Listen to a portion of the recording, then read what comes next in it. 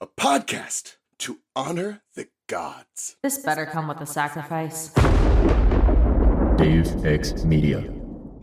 I scanned the crowds and caught a glimpse of a tall young guy with dark hair. A thrill went up my spine. Anubis? What if he was following me, making sure I was safe? What if he was what I needed most? Wonderful thought, except it wasn't Anubis. I scolded myself for thinking I could have luck that good. Besides, Carter had seen Anubis as a jackal-headed monster. Perhaps Anubis's appearance with me was just a trick to befuddle my brain. A trick that worked quite well. I was daydreaming about that, and about whether or not they had tortillas in the land of the dead, when I locked eyes with a girl across the plaza. Carter. I grabbed his arm and nodded in the direction of Zia Rashid. Someone's here to see you.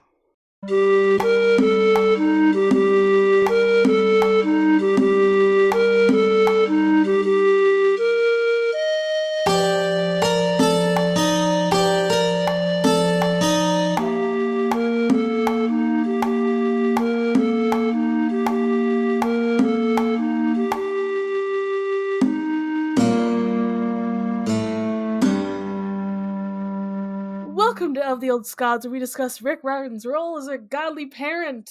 I'm Raye, following the path of Gab. And I'm Charlie, following the path of Bast. I'm still crying about it. It's okay. I mean, so is Sadie, so... Sadie woke up, saw her cat, cried. Me too, bro. Me too.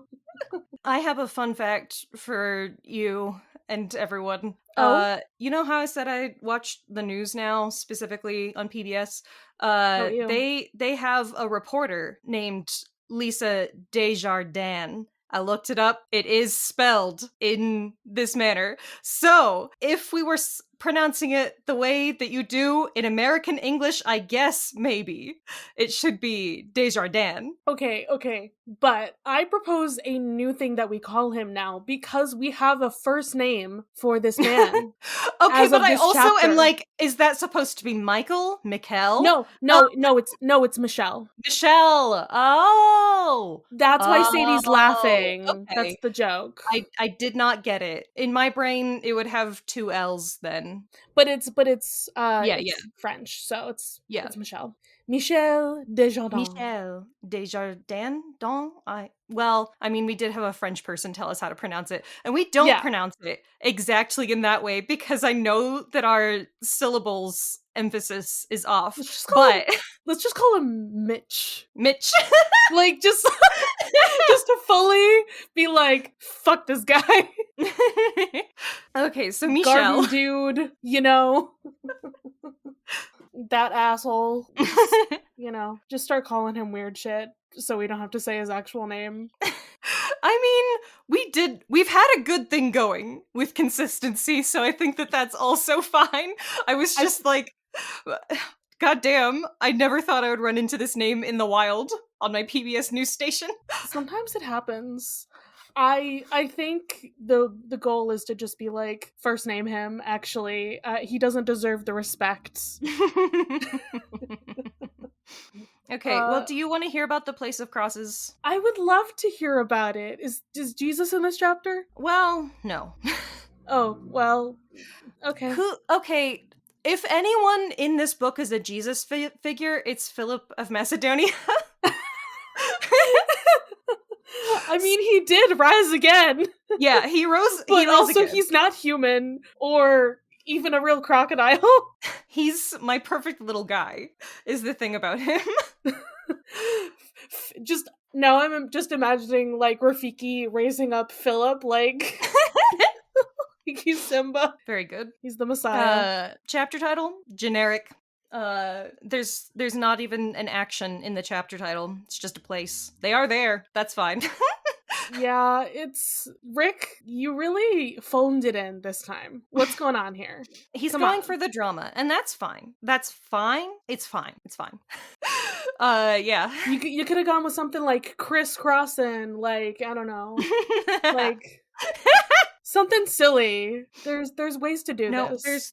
There's no silliness anymore. We're dealing with character deaths and stuff now. It's all drama all the time. Sure. I don't like it though. I don't want this. I reject the drama, in fact. Okay. But tell me what happened in the place of crosses. What happened? Yeah, Here so Amos, he sends Khufu away with Muffin to keep them safe. They shall be missed. Off topic, it reminds me of in The Muppets Christmas Carol when Gonzo and Rizzo are like, the rest of this is too scary. We'll see you at the finale. Bye. And they leave when shit starts getting real. It's really funny. Anyways, that's what this is like. They're like, we're gonna let the animal sidekicks, sit this one out. I was also trying to think of some kind of example, because I feel like there are several examples of that in media where you're just kind of like, okay, we're gonna send you off now to be safe or whatever. This isn't your business now. We're going down to the core cast. We're gonna Anyways, back to my thing. Now has Amos. Interesting. Sure. Wait, what? It now has Amos. Amos? Yeah. Did I say something different? What did I say? No, I'm just like, you said it's the core cast. Now the core cast is Amos? Oh, well, no, I mean, he doesn't stay after this chapter. He's gone also, so our core cast now includes Zia. Okay, let's get it. Okay, the kids, they're feeling incredibly suspicious of their uncle, and they hide some info from him, but he, agrees to that. He's like, yeah, I'm suspicious. Carter wants to go to, okay, here's another pronunciation question for you, because a lot of the time, American cities are not pronounced how the actual words are pronounced in their original language. Anyways, Las Cruces? La Cruces? What do you think? I don't know. I mean, for one thing, I never took Spanish. Right. That too. I took French, and I'm not even good at pronouncing that, so... Yeah, I don't know if I want to even attempt that. I don't know, man. Cruces? I know that I've heard Google. This city said before, and I don't know. How to say this phrase. Are you gonna tell me city website? I don't want your city website. Take me to your wiki. The American pronunciation, Las Cruces. Okay, Las Cruces. I don't want why is there a British pronunciation? What does that mean? Oh, so Sadie would say it Las Cruces. Oh, well. Sure. Anyways. But how do you pronounce it, actually? That's the real question. Whatever. We're Americans. We fuck shit up. Continue. Yeah, sorry. There's a city in South Dakota that is a French word that is pronounced very wrong, and it makes me so mad. Oh, okay. No, it's not French. It is Spanish. It's just because I know how to pronounce hermosa. And they say hermosa, and it makes me, I'm like, I know. It drives me fucking insane. Correct. I've heard that with the Spanish before. I know that one. Exactly. Yeah, anyways, this is a lot of tangents for this section of the podcast that is supposed to be tangent free. Okay, yeah, they're going to Las Cruces to meet up with Zia. Sadie also wants to go there since Geb told her to, so that works out for them, even without, having to explain the Zia of it all. They find Zia. She tries to convince them to work with the house. The kids have some understandable reservations about being killed, potentially. Zia and Sadie offend each other by implying that either Amos or Desjardins may be working for Set, respectively. Tensions are high. Mel, the bastard, told Desjardins about the meeting, and now there's magicians closing in on them. Zia is forced to make a choice, and we get her to join the party. Desjardins and Amos have a magician's duel, but Amos is losing, so Zia summons a super sick pillar of fire to keep him busy. In retaliation, Desjardins summons Sekhmet. Everyone agrees that is pretty bad. Dun dun dun. New title for this chapter. Fucking Mel. Mel fucks us over. The guy who we still haven't seen or talked to at all. It's all about him. Mel, how could you? Shakes fist at sky. Amazing. Good shit. I have no myths. I'm really gonna be struggling for the rest of the book. I think next chapter I'm gonna have one, and then basically almost nothing. I have a myth. Rest of things. Okay, what do you got? What do you got for me? Pillar of fire. That's from Bible. Oh, yeah. God loves making stuff into pillars. All right, fine. Let's let's talk yeah, about we doing it? the fucking Bible. Here we go. Hell Here's yeah! the Wikipedia. In case you missed it. But as Wikipedia calls it, pillar of fire and pillar of cloud. Because it's both. a double. I don't remember shit about the Bible, so this was news to me. I'm not gonna lie. You think I know things about religion, especially when it comes to any of it, honestly. Okay, so this is some Moses shit, which makes sense why we're referencing it. Does Rick just keep doing this? Is Rick just gonna keep referencing, like, Moses versus the Egyptians? Because I feel like... I mean, it's in Egypt. They're doing magic. It's But fine. that paints the Egyptians in a really bad light. And, like, they're your heroes. So they feel like that's contradictory? I see what you're saying, but, like, maybe it's just, like, as far as, like, very clear documentation goes, the Bible is, like, you know, something that we know has, like, very specific origins, and it's also well-known mythology, and so... True. I see what you're saying, too, though, is, like, and I know we've already talked about Moses as an Egyptian magician, which is weird, because, like... the monotheistic God, Christian God, Hebrew God, like, there's a lot going on here that's, like, weird in that way, because, like, you're invoking the polytheism magic, but he's also, like, the monotheism guy. Like, he's the most important guy in, I'd say, the Old Testament, or at least one of them. Like... Yeah. Everybody knows fucking Moses, but okay. So Moses, he leads the Israelites out of Egypt, and there's a pillar of cloud that lights their way during the day, and a pillar of fire at night? It's so that they can see. You can't see clouds at night, and so during the day you follow the pillar of clouds, and during the night you follow the pillar of fire, which isn't ominous at all. I mean, sure. That's fucking terrifying, guys. Why is Old Testament God so terrifying? But so I like that is referenced in the chapter, is that they're like, so we're gonna use this as, like, an endless hunting thing, which, you know, love that trope, but you can use it to just, like, lead you somewhere as the magic spell.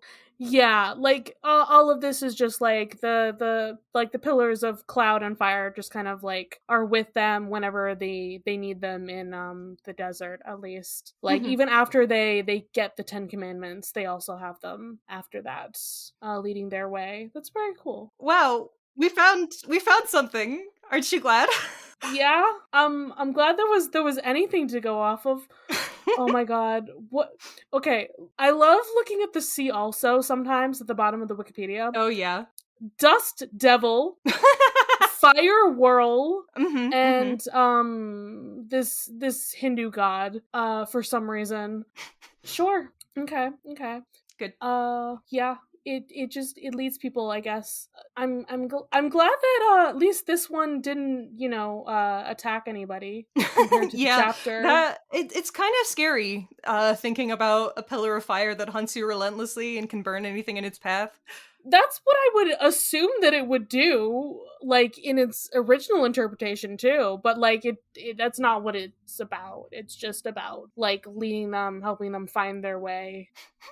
Have you ever heard the, like, hypothetical question where it's like, you get $1 million or whatever, but there is a snail that comes towards you? Yes, we had this exact conversation. I feel like I think we did. Absolutely. And the snail, like, relentlessly comes towards you, and if it touches you, you die.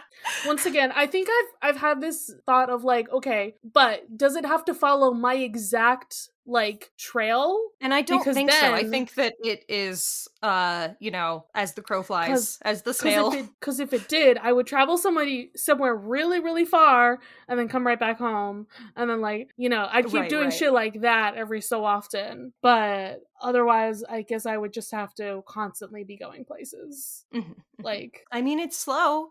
This pillar of fire doesn't seem to be very fast. That's why I'm thinking about it, but it keeps on trucking. Rick also did that same trope. I feel like what are the skeleton warriors named? I can't remember their thing, but they had like the same vibe, didn't they? Where it's like a relentless hunter. Like they get your what? scent and then they never stop. The skeleton warriors in book 3. Oh, I think that was just what they were. is No, just they had a skeleton. name because I remember because we did the myth section on them and it was like a specific I don't think they had a name in the book necessarily. Oh, but yeah. what they were like based off of the original people of Thebes, I think, because Cadmus, like, you know, sowed the ground with the dragon teeth and then like made these like skeletal people or whatever or something. And then there's also like a Jason myth as well that involves the same like sowing of like these teeth into the ground and then making weird zombie people. Found the word.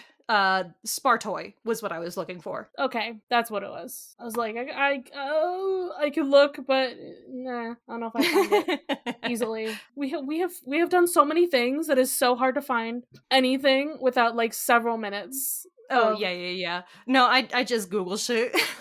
Yeah, that's fair. Anyway, my brain's now just thinking of a pillar of snails coming at you.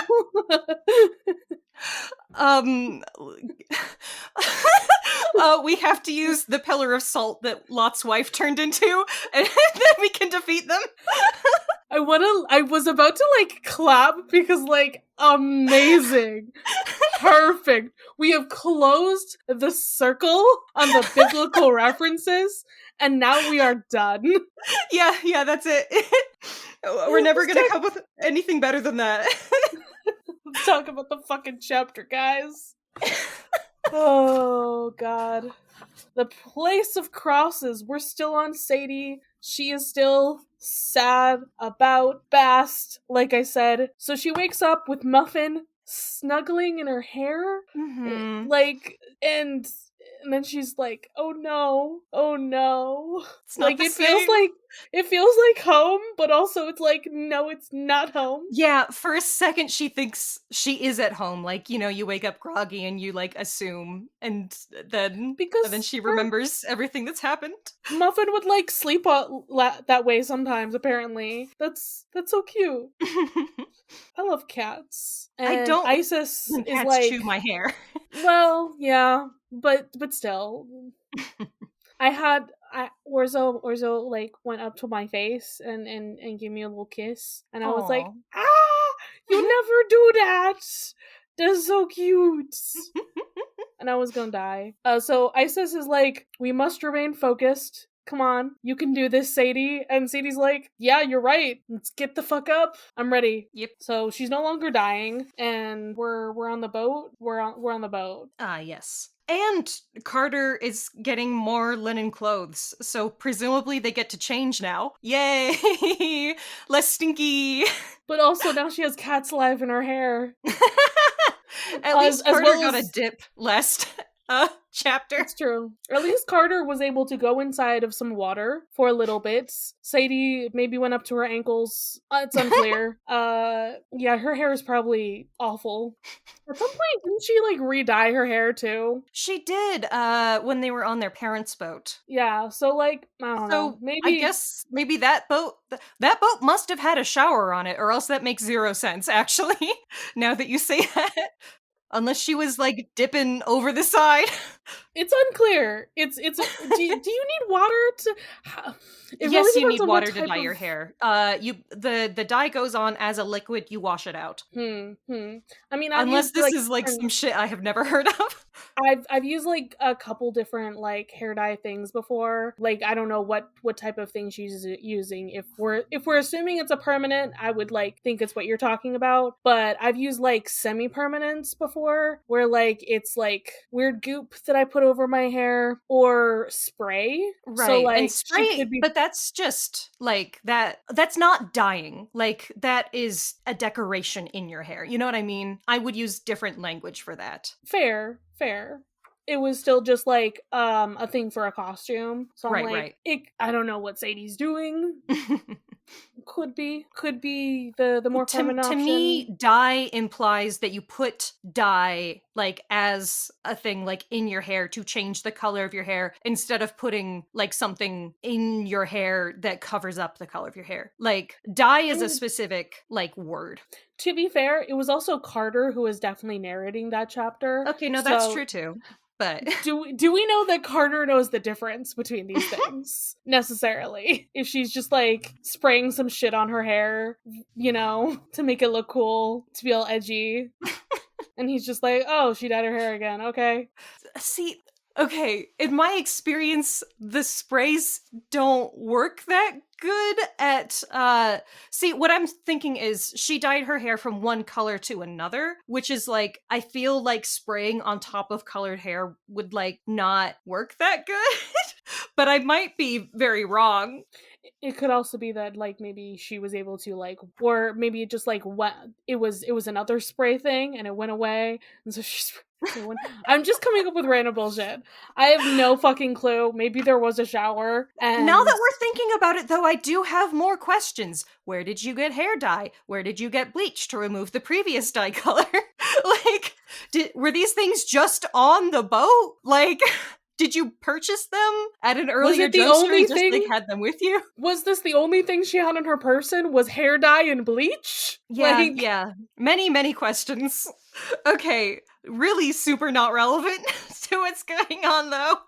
Anyway, but right now, her hair is still yucky. So... we are sending away our beloved Khufu because Muffin is just a tiny cat and should probably go home so she doesn't, like, die for real. So they're going back to Brooklyn, so, like, I guess to Amos's place there. He says that Khufu will be fine on the journey because baboons are magic, and also he gives him Philip. I love that. Baboons just have magic. Yeah, that's just a thing that they have. No, I believe that in this universe when they're like beloved by the god of knowledge and whatnot. I just love this world where like all the baboons love random basketball things and hang out and are bros, like, and are like the weirdest guys possible. Like they are guys, but they are the weirdest guys possible and like have because perks they're like only animals. Eating foods that end with the letter O. You know what I mean? Love that for them. Nope. Okay. I had a thought. I can't say it. Anyway. Okay. I'm so suspicious of you right now. I was like, Khufu? Autistic? Oh. The way he chooses his foods, I'm like, okay. Feels kind of neurodivergent there. But also, that's just straight up a monkey. No. Yeah. It does get a little... But you're humanizing him so much, so it's weird. Yeah, so Philip, we're just gonna give him away because he's a figurine. Philip, it's not technically said, but he's a Shabti, I guess, of sorts. They say clay figure, right? Which, like, is... It's the same thing, yeah. Oh, no, wax. So, wax? Yeah. Same thing. Same thing, but yeah. Cool. Yay. Bye, and guys. So that's... He's albino, I guess, because he's made out of, like, a white wax. Wow. Sorry, I just now put that together. I didn't even think about that either. I was just like, oh, interesting. Cool. Yeah. All right. So we've been catching Amos up about Set unleashing his destruction tomorrow morning. Fuck. Not ideal. Oh, we got hurry up, guys. Just a little bit. And again, we're not trusting Amos, and Amos just like, yeah, I can't even trust myself. This is frustrating. Okay. So what they don't tell him is their plan to destroy Set. That's what they're keeping from him. And he, Sadie's like, Set could have a magic listening device on you. And he seems like legitimately quite upset that like this is happening to him. This is when Sadie suggests that they head to she's about to suggest they head to Las Cruces, and then Carter beats her to it. Well, I guess she doesn't know that it's Las Cruces at that point. She's thinking about the place of crosses still. Okay. Sorry, I'm like putting it together as it... Yeah. Wait, why did Carter want to? Because he had met with Zia earlier, and she right. Had said... I was like, I couldn't remember what place that she said to meet, and that's what it was. Cool. So they basically got the same information in their own chapters, like, we gotta go to this place, we gotta go to Which this is place. fascinating. Yeah. What's gonna happen in this place? Shit is gonna happen. So I do love the way that works out, because Carter wants to go and Sadie is like, I think that it's something to do with Zia because of the way that he's acting, but he can't explain that to Amos. But I have another reason that I can explain, even though she didn't particularly want to. And Amos is like, that's out of our way. Why would we go over there? Huh? What's going on? Right. Carter guys? was not going to make that on his own. So Yeah. And she's like, Geb told me to go. We gotta go there. Let's go for a boat ride. Wait, where's the water? How do we go on this boat ride without no water? Well, guys, didn't you sail through the Duat on this boat earlier? yeah.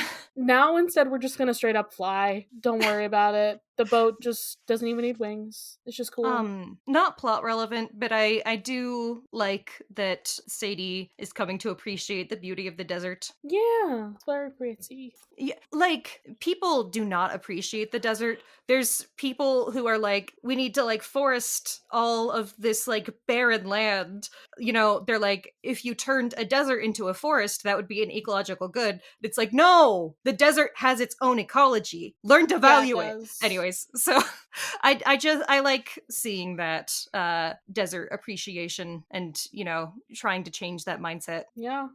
Basically, all of the different ecosystems of the world, they're all important. They're all good, yeah. Did you know that? Actually, don't kill the planet, guys. Okay, I love this fucking gag here when Right. they're about to land. And Sadie's like, I know magic is, like, inconspicuous, but won't somebody notice a flying boat? And Amos says, this is New Mexico. They see UFOs here all the time. Like, don't That even worry slaps. about it. I definitely did not understand this joke as a small child, but now I'm like, oh, okay, I get it. Yeah, it's a thing. It's a thing. It's that thing. Cool. Also, we have like 5 seconds of comparing like the ancient cultures of Mexico to Egypt. Like, they have something in common, but we can't talk about that right now. It's not important. Right? Rick, were you gonna like do something here? And you just like were like, actually, I'm too white for this. Let me back up. I really don't know. I do think that it's a very interesting, like, tack to take, and it's not something that I know a lot about other than, like, the fact that, like, both cultures made pyramids.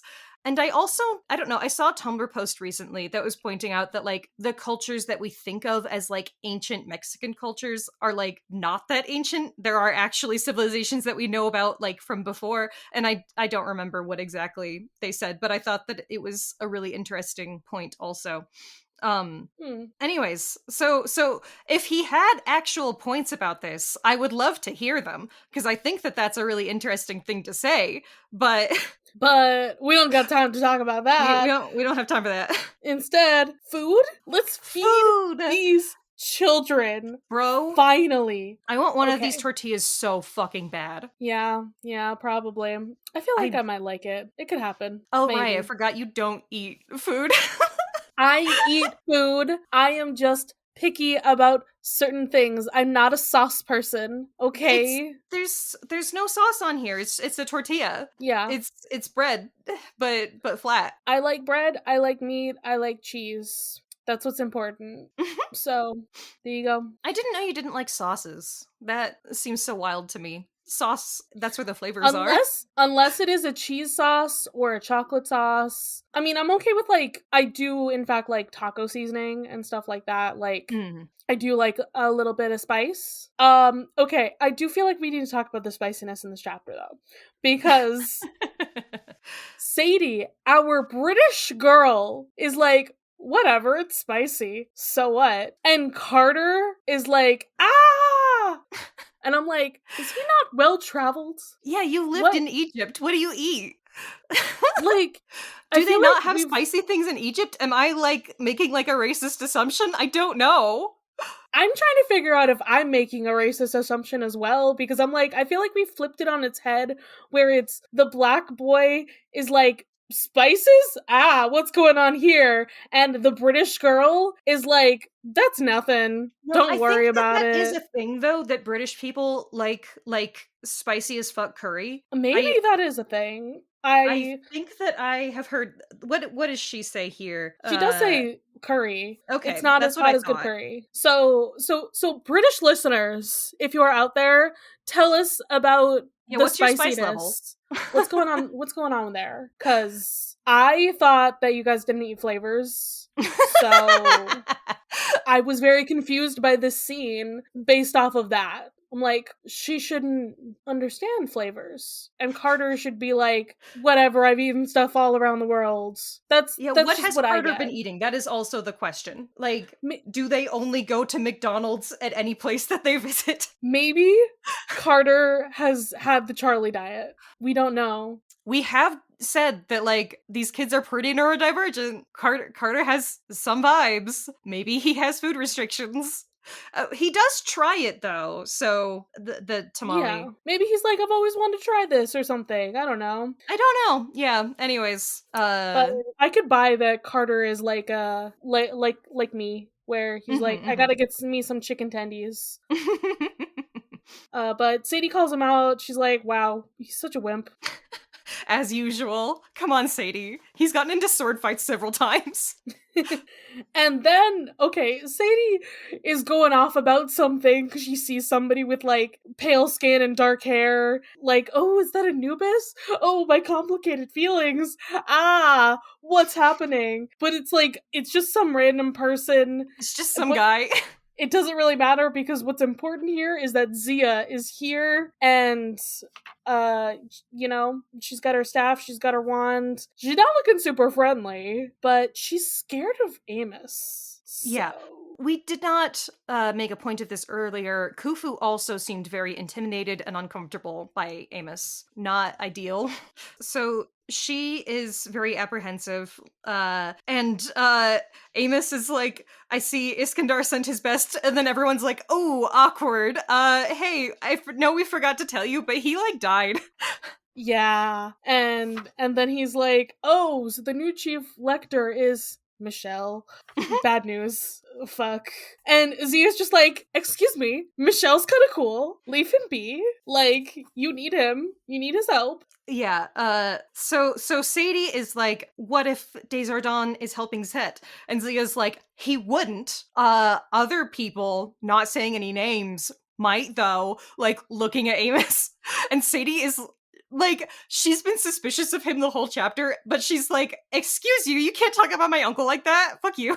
Sadie's just like, hey, that's my family. Only I can talk shit about my family. Literally. Okay? Yeah. That's her whole vibe. She's loyal as fuck, but she's also like, I'm gonna talk shit about you to your face. So, yeah, and they're getting so heated. Zia's staff bursts into flames. Carter's just trying to be a peacekeeper, but it's not working out that good. Zia is like, can I pull you aside, my sweet boy? We can talk.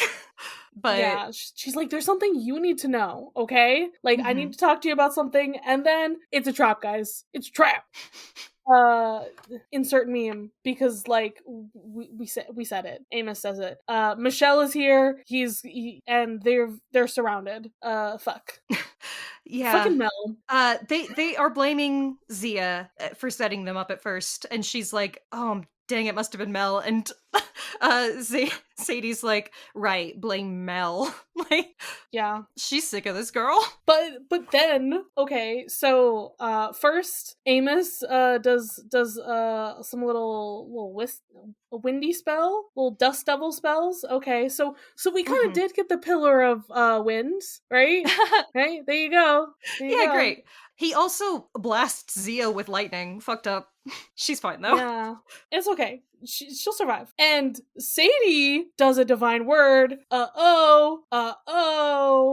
I mean, she was trying to stop, like, Michelle's not very earthquake. happy seeing her do this stuff. And, like, Zia's still trying to, like, keep the peace. Like, we can work together. Like, don't worry about it. Michelle's like, no, we gotta kill them. Okay?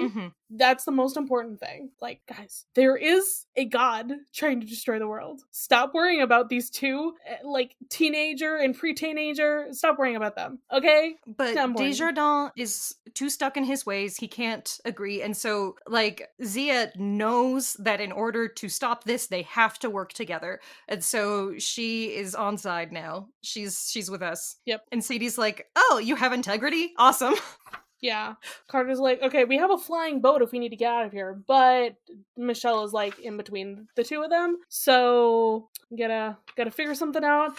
Amos does storm magic, which is chaos. Right. Michelle's so calling he's him out been on doing his- wind and lightning. We were like pointing it out sort of. And that's what Desjardins says, is that it is storm magic, it's powers of chaos, it's suspicious. It's not great. It's not a good look. Interesting that, like, chaos magic is just, like, forces of nature. Okay, sure. Chaos. No, but I mean, that is sort of what we've, like, established, is, like, Yeah. chaos is, like, sandstorms encroaching from the west, you know? Like, that's like the Egyptian idea of what chaos is, you know? Yeah. Okay, so we have to do something, or Michelle is gonna kill Amos. Even though we don't trust him, like, if he kills him, Yeah, then- Desjardins gonna come after us, which is bad. real bad. So Zia whips out her best fucking spell, leaves herself entirely vulnerable, but she's helping her new besties. Yeah, she passes out from summoning this fucking pillar. It's so cool. I love this. Like, I know we were talking about it's just like from the Bible, the way that Rick uses it. Love it so much. Very cool. Pillar of fire going straight through a parked car. Badass. Okay? Badass. Isis explains, like, the whole, like, pillar of fire thing and how that works to Sadie. And it's gonna, like, last for 6 to 12 hours. So he's gonna be busy while we're doing all of our setup. So, like, he's, like, basically out of the picture for Don't gotta at least worry a little about him right bit. yeah. And then what does Michelle grab? Okay. He grabs 7 arrows and he's gonna summon Sekhmet. Which they're like, you wouldn't. Like, you're gonna summon a god? Hypocrisy much? But he goes for it anyways. I do like his wording. He's like, you choose to place your faith in the gods, then die by the hands of a god. Yeah, it's like, a pretty good point. Yeah. Like, here's a god I know that can't be trusted. So, that she'll certainly kill you. So don't worry about it. And, like, or actually really worry about it. So I thought it was really strange at the beginning of the chapter. Like, we as the reader are like, you've been dropping some hints about Amos. He's suspicious. Okay. And then in this chapter, they make it, like, really, really obvious that he's very suspicious. Like, they're just, like, talking about it straight out. And I was like, that's weird if that's actually where we're going. And then we walk it back at the end of the chapter. He is trying to distract Sekhmet. He's sort of sacrificing himself for them at this point, like in the same sort of way that Bass did. So it's like, are you trustworthy? Are you not? What's the vibe here? I don't really know as a first-time reader. Yeah, I think that is very interesting, the way that we've set this up. Yeah, and so next chapter we have to deal with Sekhmet, and I specifically was like, I have to save it for next time, because that's when yeah. things are happening. It's We're a gonna fun one, guys. And it works out because Sadie doesn't remember who that is, but Carter does. So we'll find out with Sadie what's going on. We certainly will. Well, that's the chapter, bro. Do you have any media plugs? Yeah, I want to recommend a game that I've only ever played the demo of because I don't like to spend money, but I'm really excited about it, and I feel like it did not get the attention that I felt like it deserved. It is a game called Vampire Therapist that you can find on Steam. It's a game where you are a vampire therapist and a therapist to vampires, so it works for both. That's amazing. The main character is a little cowboy guy. He's from the Old West and he got turned into a vampire. What? And so charming. it's so good. He's so charming. He's so delightful. And he's like, yeah, I was a real bandit. I was, running around, drinking people's blood, just going wild out there. And then I decided that I wanted to change myself and learn how to help people and help other vampires come to terms with their own undeaths. And so he goes and meets up with like a vampire therapist guy to train him. And the gameplay, it's like a visual novel, but what you do is you hear from your clients. They tell you what's going on in their lives, and what you do is you listen to their statements, and then you identify the cognitive distortions in their statement. That's a cognitive behavioral therapy thing, where like someone might have labeling, where they are saying, I am this, I am stupid. And you're like, that's labeling. You're saying this thing about yourself when that's not necessarily true. Or like you might point out like black and white thinking, where it's like they say that something has to be either or, and you're like, that's not necessarily true either. Yeah, so it's that sort of thing. Just looking in like the Steam reviews, people are like, hey, I'm a therapist. These are actual cognitive distortions. It looks like they did a ton of research. It is great. And I'm like, I love it.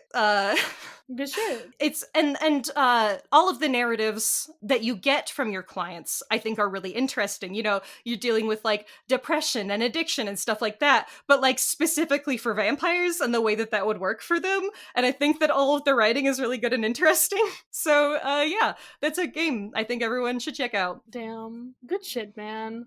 What do I have?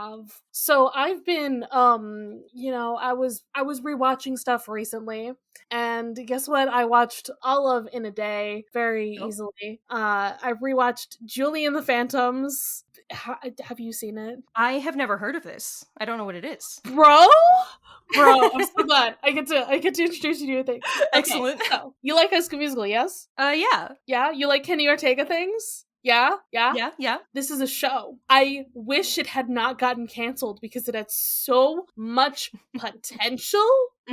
Okay, one whole season of good stuff, great music, amazing. And the premise is, so this band died tragically before their first ever like big performance in the 90s. And then all of a sudden, this girl plays like their old CD. Like she finds it in her mom's things. She plays it and it summons them. Only she can see them. And every time that they play music together, everybody else can see them too.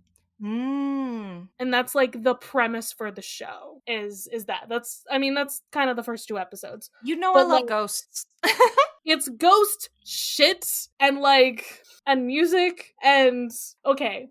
If you do not cry when you hear the song Unsaid Emily, there is something intensely wrong with you.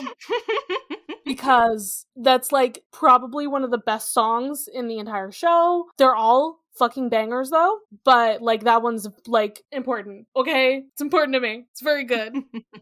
Excellent. Yeah. You like ghosty shit and musical shit and like Kenny Ortega musical shit. There you go. You got me. Sounds amazing. Sounds like exactly my shit. Absolutely. It's on Netflix. It only had like 10 episodes, maybe it was like 8 actually, but I rewatched the whole thing in a day, so nice. Good shit. Well, how about you release us from this mortal coil at this point? I guess. Okay, get the fuck out of my house. You sent a pillar of fire at me, so I will summon Sekhmet. You're gonna have to remember who the fuck that is, actually. So, you know. So we both really do need to get out of the house and start running. We have to go. Yeah, we have to get the fuck out. Bye. Bye.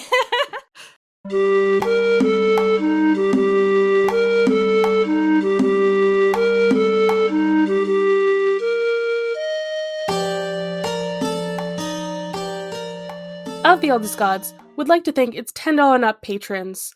This means you're either in the Savior of Olympus tier or the God Complex tier on our Patreon, patreon.com/oftheeldestgods. Thank you all so much for your support, especially Matt, our God Complex patron.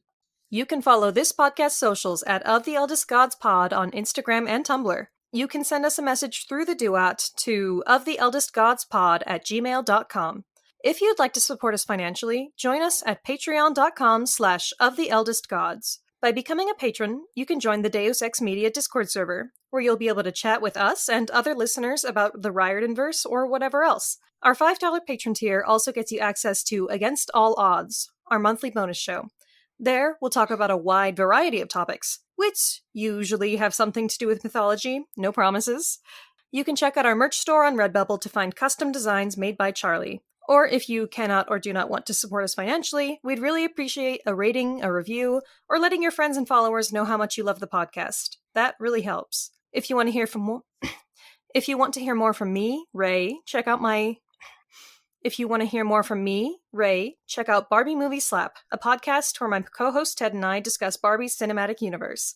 That podcast Twitter is at Barbie Slaps. You can follow me, Charlie, at GreenPixie12 on most platforms. I also have an art Instagram at GreenPixieDraws. You can also hear my voice on 2 other podcasts. I co-host another podcast on the network with the meme maker Robert called The Bits, where we talk about the Cartoon Network show Steven Universe. I also co-host a non-network podcast with my buddy Ethan called Mysteries in the Machine, where we talk about all things Scooby-Doo. Our music was created and produced by Isabel Strauss-Riggs. You can find Isabel at Kane I, that's I is in the body part, on Instagram and Twitter. She also currently makes video essays on the YouTube channel, Kane I. Feel free to message her about making music for your project or editing your podcast. Of the Eldest Gods is based on the series by Rick Riordan. Right now we are discussing The Kane Chronicles. Remember to follow us on your favorite podcatcher and meet us back here every Thursday. I'm Christina Kahn. And I'm Leela Hilton. And this is Burn Before Reading, the podcast about shiterature. We're here to examine the terrible writing we did when we were younger. Like that school project you were really proud of. Or that poem you wrote when you got dumped. Well, how about that apology letter you wrote to your mom when you got into that fight? Or the song you recorded before you knew how to write music. Okay, don't at me. And we're here to talk about other cringy literary topics along the way. Like the Library of Alexandria. And Dewey Decimal. His name was Melville Dewey. Oh, well, do we want to get the clips rolling? I don't think I ever recovered from this in terms of being cool. Why did I say any of this? I do like the drama. So there is actually quite a bit to unpack here. Oh, all this drama was so addictive as a teenager. There's no punctuation to it. I'll start with that. I actually have no memory of this. There were so many lies that I was telling it. It's not terrible. No one really taught me how to write a good short story. That was a journey. Listen to Burn Before Reading every Wednesday, wherever pods are cast.